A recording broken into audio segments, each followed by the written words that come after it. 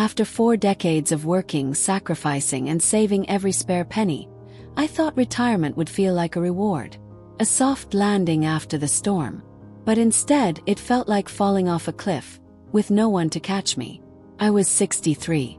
My name is Amanda, and I had just walked out of my job for the last time. Everyone clapped, there was cake, even a few awkward speeches about how I held the place together. I smiled through it all, thinking, finally, it's my time now. I dreamed of garden mornings, quiet lakeside cabins, and maybe, just maybe, a little peace.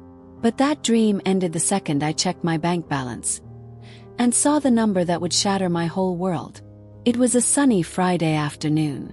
I still remember the weight of the keys as I dropped them into the office box, and the quiet little sigh I let out as I walked to my car. My hands were shaking, not from fear but from excitement. I was finally free. I drove home humming along to the radio, already making a mental list of places I wanted to visit. Maine in the fall, Lake Tahoe in the summer, maybe even a cruise.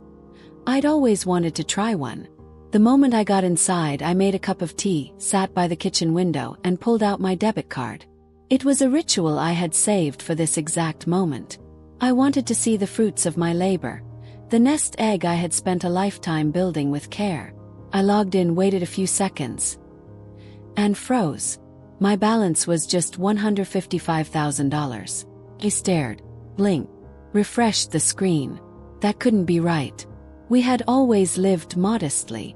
I made good money, over $8,000 a month. I skipped luxuries, clipped coupons, reused leftovers. Louis, my husband, always said we needed to be frugal, save for retirement, plan ahead. So, where did it all go? I told myself maybe it was a glitch, maybe the wrong account. I got in my car and drove straight to the bank, heart pounding with every mile. But what I found there didn't just confirm my fears. It opened a wound that had been bleeding silently for 30 years. And that's when the story truly began. Not the story of a woman retiring, but the story of a woman awakening. Of discovering betrayal hidden between grocery receipts and bedtime routines. Of losing everything she thought she had, and finding herself instead. Retirement. Just the sound of the word used to feel like a promise. A soft landing after decades of juggling bills, meetings, laundry, family, and 1,000 invisible weights. I had pictured it 1,000 times in my mind. Slow mornings, fresh coffee by the window, maybe planting tulips in the spring. My name is Amanda. I'm 63 years old, and until recently, I spent 40 years working as an operations manager at a mid-sized logistics company. It wasn't glamorous, but it was steady. I was the first to arrive and usually the last to leave. People called me the anchor of the place. I didn't take many vacations. I packed lunches instead of eating out. I wore the same winter coat for 10 years. All because Louis, my husband, and I had one goal: save for the future. So, on my last day at work, when I walked out of that glass office building holding a small box with my nameplate and a farewell card, I felt light, hopeful, free. I even stopped by the grocery store and picked up a slice of carrot cake, the fancy one with real cream cheese frosting. That night, I sat at my kitchen table, the sunset spilling across the countertop, and logged into my bank account to finally see the reward for all those years. I smiled as I waited for the numbers to load. My heart was already in Lake Tahoe, imagining cabins and firewood and early morning fishing trips. And then my smile vanished. The number staring back at me wasn't 7 digits. It was just $155,000. Blink, refresh, logged out, logged back in. Still $155,000. Where was the rest? We'd both worked. We'd lived modestly. My salary was good. We didn't have lavish tastes. So where did it all go? I remember sitting there in silence, hands frozen above the keyboard, my slice of carrot cake untouched. It felt like the floor had quietly collapsed beneath me, like all the things I believed in, all the careful sacrifices, had led not to freedom, but to an empty account. And what hurt most wasn't just the money. It was the realization that maybe I hadn't been paying attention. You see, when you trust someone for so long, you stop questioning. You assume things are safe, handled, fair. But blind trust, no matter how loyal or loving, can leave you vulnerable. That night I didn't sleep. I just kept asking myself, did I miss something? Did I let this happen? And that's what took me to the bank the next morning. Not just to find answers, but to uncover the truth buried beneath 30 years of quiet betrayal. The next morning I went to the bank. I told myself it had to be a mistake, some accounting glitch, or maybe an old forgotten account I hadn't checked in years. The teller, a young woman with kind eyes, greeted me warmly. I handed her my ID and whispered, "Could you please print out the last 5 years of transaction history?" She nodded, clicked a few buttons, and the printer began to hum. Page after page slid into her hands, and I watched her expression shift from neutral to something close to concern.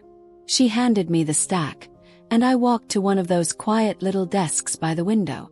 My hands trembled as I flipped through the pages. That's when I saw it. Every month, like clockwork, $3,000 had been withdrawn. Same day, same amount, no gaps, for 5 full years. At first I thought, okay, maybe Lewis had moved it into another savings account. Maybe he was doing something smart with it, something I just didn't know about. But the more I read, the clearer it became. This wasn't saving. This was spending. And I wasn't the one spending it. I ran a quick calculation in my head. $3,000 a month for 5 years. That's $180,000. And if it had been happening longer than that, my heart skipped a beat. 30 years, 3 decades. The number would easily top $1 million. Felt like watching my life get erased, one transaction at a time. I left the bank and went straight home. Lewis kept his old ledgers in the study, a habit he picked up in his 20s. He liked writing things down, said it helped him feel in control. I used to find it endearing, a sign of how responsible he was. Now, it felt like the perfect hiding place. I opened the drawer, pulled out the ledger, and sat down. Every page was written with neat, tiny handwriting. Dates, categories, amounts, he tracked everything. And then I found it. Page after page, a line appeared again and again. Living allowance, Bianca and the kids. It started as $500 a month, then $800, then $1,200, until it quietly reached $3,000, and stayed there. Bianca. The name hit me like a cold wave. It was an old name, one I hadn't heard in years. And yet, it had been living inside my finances this entire time. That's when I knew. This wasn't just about money. This was betrayal. This was someone using my hard-earned savings to fund a life outside the life we built together. And I had no idea. You know, people always say, love is about trust. But trust without transparency, that's just a pretty word for silence. I sat there in the study, the ledger open on my lap, my tea gone cold beside me. And I realized my marriage wasn't what I thought it was. Not for a very, very long time. And that name, Bianca, would soon unlock a past I thought I had long forgotten. A woman I once knew, a mistake my husband never truly left behind. Bianca Myers. That name hadn't crossed my mind in years, but when I saw it scribbled next to those transactions, everything came flooding back, like a dusty old photo album someone had suddenly cracked open. We all grew up on the same block. Bianca was the kind of girl people remembered. Loud, beautiful, magnetic. She could walk into a room and every head would turn, like she carried a spotlight wherever she went. She had a laugh that made boys act foolish, and a confidence that made girls either envy her or want to be her. Me. I was the opposite. Quiet, focused. The kind of girl who always turned her homework in early and volunteered to help clean up after school events. No one ever looked twice at me. And honestly, I was fine with that. But Lewis noticed her. Always. Even before we got together. He used to talk about her like she was a dream he could never quite reach. She was chaos. He was quiet. She was fire. He was the match that never stopped trying to burn. I remember when she got pregnant. No one knew who the father was. One day, she just showed up with a growing belly and no ring. The boys who once chased her vanished overnight. The spotlight dimmed, and so did her glow. That's when Louis stepped in. He offered to help. Rides to the clinic, groceries, the occasional check, just to help out. I thought it was kind of him back then. A little foolish, maybe. Kind. I told myself he's just being a good man. He'd do that for anyone. But he didn't do it for anyone. He did it for her. And he never stopped. Looking back now, I wonder how many warning signs I ignored. How many times did he tell me we needed to be frugal, that we couldn't afford vacations or new appliances? How many nights did I eat leftovers while he quietly transferred money to her? It wasn't just a crush from his youth. It was a commitment, one he made without ever asking me. And here's the thing. It's easy to blame the other woman. But the truth is, Bianca didn't steal anything from me. Louis gave it to her. Willingly. Month after month, year after year. And what stung most wasn't that he gave her money. It was that he gave her a part of himself that I never even knew was missing. People often think betrayal comes with lipstick on collars or secret text messages. But sometimes it comes dressed as responsibility. As loyalty to an old friend. As quiet withdrawals that bleed you dry before you even realize you've been cut. That night I sat alone in the study staring at that name, Bianca, and I wasn't just angry. I was heartbroken, not because she was in his life, but because I had never really been the only one in it. And the worst part, someone else knew. Someone who should have stood beside me. I had chosen to stand behind them. The moment I heard the front door open, something shifted in me. I was still in the study, holding the ledger close to my chest like it was a piece of my heart someone had stepped on. My hands were cold. My eyes were swollen. I hadn't eaten. I hadn't even cried in a while. I was too far past tears. Louis stepped in and called out casually, "Amanda?" I picked up dinner. "Thought we could celebrate your retirement." Celebrate. That word hit me like a punch to the chest. He walked into the study and stopped short when he saw me. The smile dropped. His eyes landed on the open ledger in my lap. His whole body tensed. "What are you doing with that?" he snapped, stepping closer. "That's private." I didn't answer. I stood up slowly, holding the book in one hand and looking him straight in the eye. "You've been sending her money for 30 years, I said quietly. "Every month. Without telling me. Without asking." He froze. Just for a moment. Then he did what guilty people so often do. He got angry. "Don't you go snooping around in things that don't concern you," he barked. "That's my record, my business." I dropped the ledger at his feet. "No," I said. "This was our money. My money. My life's work. And you used it to take care of another woman. Behind my back." He bent down, picked up the book, and held it tight to his chest like I was threatening his life. He wouldn't look me in the eye. I took one step forward. And then I slapped him. It wasn't planned. It wasn't dramatic. It was everything I'd held in for 3 decades rising to the surface in one simple, open-handed truth. He staggered back, stunned. I had never hit him before. I had always been the peacemaker, fixer, the woman who smoothed things over so life could just keep moving forward. But there are moments when silence is no longer strength. When forgiveness becomes self-destruction. "You told me we couldn't afford new shoes," I said, my voice shaking. "You told me to borrow money from neighbors when Matt broke his leg. You made me feel like we were barely scraping by, while you were funding someone else's life." He stared at me like I was the one who'd betrayed him. "You're overreacting," he said. "Bianca had a hard life. I was just helping. That's all. Helping." That word made me want to scream. "You helped her," I said bitterly. "With my sacrifices. With the money I earned while cutting back on groceries, skipping vacations, and mending the same coat every winter." He tried again, this time softer, his favorite tactic. "We've been married for decades, Amanda. Doesn't that mean something to you?" I looked at him, really looked at him, and saw a stranger. "All these years," I said, "I wasn't your partner. I was your provider." Right him. And you used me, Lewis. You used me because you knew I wouldn't leave. And here's the truth. Some betrayals aren't loud. They don't come with affairs or shouting matches. They come quietly, with subtle control, with lies dressed as loyalty. You don't notice them until it's too late. Until you realize you've spent your whole life carrying a man who never once lifted you in return. That night, I packed a small bag and slept in the guest room. I needed space, not just from him, but from the version of myself that had allowed this to happen for so long. And yet, what hurt the most wasn't even his betrayal. It was the realization that I wasn't alone in the dark. Someone else knew all along. Someone I loved with all my heart.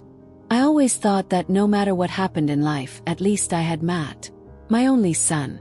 The baby I rocked through fevers. The boy I stayed up late with when he was afraid of thunderstorms. The teenager I cheered on at his high school debate finals. Even though he lost and cried in the car the whole way home. I was there for every scraped knee, every heartbreak, every disappointment. Even when Lewis was distant, distracted, or too tired, I showed up. So imagine how it felt to hear Matt say casually, "Mom, I don't think it's that big of a deal." It was the day after the confrontation. I had barely slept. My heart was raw. And then Matt came over, acting like this was all just a family misunderstanding. Like I was making something out of nothing. "Dad's just trying to help Bianca," he said, as if the woman who had siphoned away over $1 million of our savings was just someone in need. "She's been like an aunt to me," he added. "I mean, she's always been kind, brought us cookies, came to my school plays." I stared at him, my own son, and realized. He knew. Maybe not the whole picture, maybe not the exact numbers. But he knew Bianca wasn't just an old friend. And he never said a word. That moment hit me harder than the bank balance. Because money, you can earn again. But trust, once broken, leaves scars that never truly fade. I remembered a winter when Matt was 10. He slipped on the stairs and broke his leg. We didn't have insurance that covered the full surgery. I begged Lewis to use some of our savings. He said we couldn't touch it, it was in a fixed deposit. So I went out into the cold, knocking on neighbors' doors, asking for help. I remember the embarrassment, the desperation. I remember my fingers going numb, but my heart staying warm because I believed I was doing it for my family. And now that same son stood in front of me, defending the woman who took everything from me, from us. You see, love isn't just about raising someone. It's about teaching them who to be loyal to. And somewhere along the way, Matt learned to value comfort over character. He learned to protect the ones who made life easier, not the one who made life possible. That broke something inside me I didn't even know could break. I didn't yell. I didn't cry. I just stood there, nodded, and said quietly, "Thank you for being honest." But what I really meant was, "I see you now. And I finally see where I stand." What about you? Have you ever felt like someone you gave your whole heart to, your time, your love, your everything, stood on someone else's side when it mattered most? Tell me in the comments below. Was there a moment when your loyalty wasn't returned? I'd love to hear your story. Sometimes, healing begins by simply being heard. Because at that point I realized, I wasn't just losing a husband. I was losing the family I thought I had built with love. And when love is no longer shared, when the bond is one-sided, there's only one thing left to do. As I stood there, feeling the weight of betrayal and disbelief, it became painfully clear. Matt, my own son, had taken his father's side. He had dismissed everything I had done for him, everything I had sacrificed. He chose Bianca, the woman who had quietly slipped into our lives, played the role of aunt, and now, it seemed, had wrapped herself around everything that was mine. It was as if I was invisible to him, like I had never been his mother. I had raised him, cared for him, fought for him when he was sick. And now, in his eyes, it was all forgotten. The woman who had given him everything, who had made sure he never went without, was now the villain. And Bianca, the woman who had taken my husband for decades, was now the hero. What do you think? Has there ever been a time when you felt abandoned by someone you loved deeply? Or when you discovered that someone you trusted had chosen someone else over you? I'd love to hear your thoughts and feelings. Drop a comment below and let me know what this story makes you feel. It's not easy to trust again, but we all have our own journey of healing. Let's talk about it. There's always a moment when everything inside you quietly snaps. It doesn't always come with screaming or slammed doors. Sometimes it comes when you're standing at the kitchen sink, washing a plate, and you suddenly realize you're done. That moment came to me a few days after Matt's visit. I had been walking around my own home like a ghost, cooking only for myself, sleeping with the door locked, saying little, feeling even less. Louis, of course, acted like nothing had happened. He ordered takeout every night, joked with delivery drivers like he was the carefree retiree he always wanted to be. He even whistled once as he opened a box of steak takeout. I stood there in silence, watching him eat. For 40 years I'd reheated leftovers, split canned soup between us, reused tea bags. Because he said we had to be careful. Because retirement would thank us later. And now that retirement had come, the only person thanking anyone was Bianca. That night, I opened my laptop and searched for a divorce attorney. I didn't cry. I didn't hesitate. I just typed, "Divorce lawyer near me. Discreet, experienced, fair." Because after everything I had lost, I wasn't going to lose my dignity too. I met with a kind, older woman named Janice the next morning. She had silver hair, sharp eyes, and a no-nonsense attitude. After I told her my story, she leaned forward and said, "Amanda, he used your money without consent. That's not just betrayal. That's financial abuse." Those two words struck me. Financial abuse. I had never considered it that way. But that's what it was. He didn't just take money. He took choice. He took control. He made decisions that affected my future, without ever inviting me into the conversation. Janice helped me gather documents. The ledgers, bank statements, voice recordings. We built a case. Not out of revenge, but out of righteousness. And here's the lesson I wish someone had told me sooner. Being a good wife does not mean being silent. Being kind does not mean being blind. You can be generous and still have boundaries. You can love and still walk away. Changed the locks, filed the paperwork, served him the official notice through a courier, because I didn't want to hear his voice anymore. Louis showed up at the door, red-faced and shouting, "You think you can take everything from me? You're too old to start over." I looked at him calmly and said, "Watch me." Because age doesn't erase value. It only reveals who's been worth your time and who hasn't. That was the day I took my life back. Not just legally, but emotionally, spiritually. I was no longer someone's wife. I was Amanda, and I was ready to rebuild. But what I didn't realize then was this. The house of lies Louis built wasn't just beginning to crack. It was about to collapse. And the people who had once looked so perfect on the outside were about to reveal just how broken they truly were. It didn't happen overnight. No dramatic explosion. No sirens or flashing lights. Just little cracks. Raised voice here. Slammed door there. And slowly, the picture-perfect life Louis and Bianca tried to build began to crumble. They had moved in with Matt and his wife Lily shortly after I filed for divorce. Bianca arrived like she was the queen of a castle. Graceful, smiling, helpful. She brought Mason, my grandson, cookies and handmade scarves, humming lullabies as if she had always belonged. But as the weeks passed, the shine wore off. Bianca's grown son, Andre, had also moved in. A 30-year-old man with no job, no ambition, and a chip on his shoulder the size of Texas. He treated the house like a hotel and Lily like a maid. One afternoon I got a call from Lily. Her voice was shaking. "Amanda." Andre pushed Mason. He hit his head. There was blood.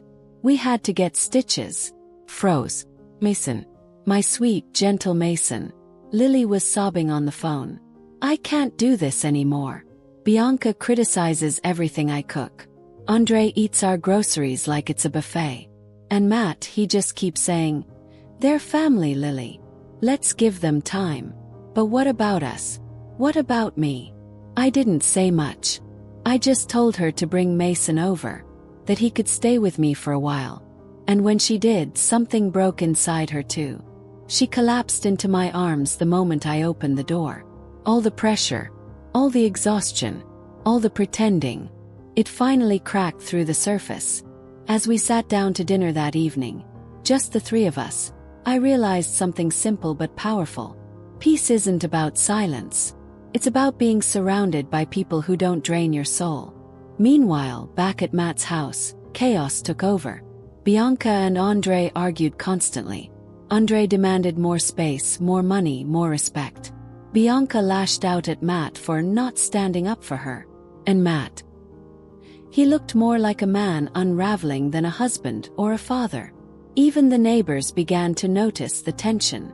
One told me, "It used to be so calm over there. Now, it sounds like a war zone." Eventually, Lily packed up her things. She moved out with Mason and the baby. She didn't ask for my advice. She didn't cry this time. She just said, "I'm choosing peace over tradition. I won't raise my children in chaos."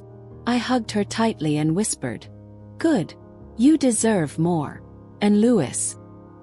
He was left behind in the wreckage, still clinging to the woman he once called his old friend. But even she began to crumble. Because the truth was, Bianca hadn't built anything. She had only ever borrowed other people's lives. And now that mine was gone from under her feet, she had no foundation to stand on. Here's the thing about lies. They might keep a house standing for a while. But truth is the wind that eventually blows the whole thing down. And when it does, the ones who were holding everything together quietly, invisibly, were the ones who walk away free. But before I could close that chapter for good, I had to face one last moment. One final thread that needed to be cut. You'd think freedom would come with fireworks, with bold declarations or a dramatic scene outside a courthouse. But for me, it came one quiet morning, with a slice of fresh sourdough, still warm from the oven, a generous smear of real butter, and the soft golden crunch of the first bite. That was it. Freedom. Not flashy, not loud, just honest, real. It had been months since Louis moved out for good. The divorce was finalized. The money was returned. Bianca and Andre were out of Matt's life. And Matt, well, he had his own reckoning to deal with. But me, I was learning how to live again. I signed up for a baking class at the community center. Every Thursday afternoon, I stood shoulder to shoulder with women my age. Some recently widowed, some retired teachers, one former truck driver, kneading dough, laughing, measuring flour like it was an act of healing. There's something powerful about creating something from scratch, about watching it rise in the oven, about feeding yourself with your own hands. I started walking to the park every morning with my camera slung across my shoulder. I'd stop to photograph blooming roses, the shimmer of sunlight on dewy grass, children racing each other to the swings. I found beauty again, not in things I bought, but in moments I noticed. One day, Mason ran through my front door holding a crumpled drawing. "Grandma, it's us baking bread," he said proudly, pointing to the lopsided stick figures. "And this is your big red oven. And that's me eating 4 pieces." I laughed so hard I cried. Not from sadness this time, but from lightness, from joy. Here's what I've learned. You don't have to rebuild the exact life you lost. Sometimes the better path is the one you never thought you'd walk, the one you build slowly, gently, one small joy at a time. For years I was someone's wife, someone's mother, someone's second thought. Well, I'm just Amanda. And I've never felt more whole. And as I sit here, writing this down while a fresh loaf cools on the counter, I want to say this to anyone who's listening. If you're at the edge of your own breaking point, if you're questioning your worth because of how someone else treated you, if you're scared to start over, you're not too old, you're not too late, and you are not alone. Because sometimes, freedom doesn't sound like a courtroom gavel. It sounds like laughter in a kitchen, and it tastes exactly like butter on warm bread. Thank you for listening to Amanda's story. If this touched your heart, share your thoughts in the comments. Have you ever reclaimed your life after betrayal or heartbreak? Don't forget to like, share, and subscribe for more stories just like this. Real, emotional, and beautifully human. Until next time, take care of yourself. You're worth it. A few weeks after I thought everything was finally behind me, there was a knock at the door. It was late afternoon. The house smelled like cinnamon. I just pulled a batch of muffins out of the oven for Mason's visit that evening. I wasn't expecting anyone. I opened the door to find Louis standing there. He looked smaller, not just thinner but diminished. His clothes hung loose. His shoulders slumped. He held his hat in his hands like a boy who'd been sent to apologize. Behind him in the driveway, Bianca waited in the car. I could see her watching us, eyes wide, pretending not to look, but clearly listening. He cleared his throat. "Amanda, can we talk?" I didn't answer right away. I just stepped aside silently. Not out of softness, but out of curiosity. Sometimes the final word is the one you don't rush. He sat at the kitchen table, the same place we'd once shared dinners, grocery lists, laughter in quieter years. But now everything felt distant, like we were just two people occupying the memory of a marriage. He looked around the kitchen. "You've redecorated," he said softly. "It looks warm." I stayed quiet. He rubbed his hands together, clearly rehearsing in his mind. "I made mistakes," he said finally. "I know that. But thought we had time. I didn't think you'd actually go through with it.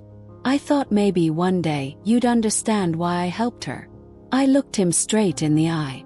"I do understand, Louis. I understand perfectly now. You didn't help her because you had to. You helped her because you wanted to. And you used my silence as permission." He swallowed hard. His hands trembled slightly. "She left," he said suddenly. "Bianca. After Andre got arrested. After Matt kicked them out. She said she couldn't handle the pressure. Said she didn't sign up for all this." He paused, looked down. "I guess she never really loved me. Just what I gave her." I didn't say anything. Because really, what was left to say? You see, some people only learn the value of something when it's gone. And some only return when the comfort they chased disappears. Louis looked at me, his voice barely a whisper. "Can I stay here? Just for a while. Until I figure things out." That was the moment, right there. Not the divorce papers. Not the financial battles. Not even the betrayal. This was the true final test. Could I let him back in? Could I forget everything for the sake of pity? Of history? Of old habits? I stood up, walked to the door, and opened it slowly. "I don't hate you, Louis," I said. "But this isn't your home anymore. It's mine. I built this piece with my own hands. And I won't trade it again. Not for guilt, not for memories, not even for closure." He stood slowly. Didn't argue. Didn't cry. He just nodded, walked past me and down the steps. And this time I didn't watch him leave. Because true closure isn't a conversation. It's a decision. It's the quiet knowing that you've outgrown the cage you once lived in. And now you're not afraid to fly without it. They thought I would break. Louis, Bianca, even Matt in his quieter moments. They all expected me to fold eventually. Come back. To forgive. To sit at a dinner table I no longer belonged to. Wearing a smile that wasn't mine. Because that's the story women like me are supposed to live, right? The quiet, aging wife who can't bear to be alone. The mother who keeps giving even when there's nothing left to give. The woman who clings to the past because she's afraid of the future. But I rewrote that story. Not with grand gestures. Not with revenge. Just with living. These days my life is simple, and that's what makes it beautiful. Mason visits every Saturday. We make waffles and read silly books in funny voices. Lily sometimes joins us too, her laughter freer now, lighter. We go to the farmer's market together. He picks flowers. I sample jams. We're not family by title anymore. But we're something deeper. We're chosen family now. And just last week, I stood in front of a gallery wall. My photograph, a black and white shot of a cracked park bench under a full moon, was hanging there with a small placard underneath. Stillness can be strength. It won second place in the community photo showcase. I didn't tell anyone. I just stood there, hands clasped, heart full. 'Cause this was my moment. And I didn't need anyone's applause to know it mattered. Here's the funny thing about healing. It doesn't always roar. Sometimes it whispers. In muffins that rise perfectly. In curtains that flutter with the breeze. In knowing your worth without needing it validated. So what happened to them? Matt tried to rebuild after Lily left. But something in him had changed. He called once, asking if we could talk. Said yes. We met at a quiet park bench. He apologized, not with excuses this time but with honesty. And I listened. Not to forgive but to understand. Because sometimes peace isn't about reunion. It's about release. Bianca and Andre. Last I heard they moved out of state. Started over. Or tried to. But starting over without accountability. Just repeating the same story in a different place. And Louis. He never remarried. He sends postcards now and then, always signed. Hope you're well. L. And I am. Truly am. You see, they thought the ending would be me alone and bitter. Instead, it was them who ended up chasing shadows. Because when you pour your whole self into others who only take, and the one you took for granted finally walks away, that's the ending they never expected. And that, dear friends, is the true beginning. Life that's yours. A heart that's whole. A peace that no one can touch. Speech balloon. If this story touched something in you, share your thoughts in the comments. Have you ever walked away from something that no longer served you, only to find something better waiting? If so, I'm proud of you. Don't forget to like, share, and subscribe for more heartfelt stories of resilience, healing, and second chances. Until next time, keep choosing yourself. Because sometimes the bravest thing you can do is simply walk away and start again. Thank you so much for staying with me until the end of Amanda's story. It wasn't just about betrayal. It was about reclaiming your voice, your dignity, and your life after years of silence. The real lesson here. Sometimes the greatest act of love isn't staying. It's walking away. Choosing yourself isn't selfish. It's survival. And it's strength. If this story touched your heart or reminded you of something in your own life, leave a comment below and share how you felt. I read every single one, and I'd love to know. What would you have done if you were Amanda? And if you found value in this story, don't forget to like, share, and subscribe to hear more powerful stories like this. Real, raw, and deeply human. Until next time, take care of your heart because you deserve peace.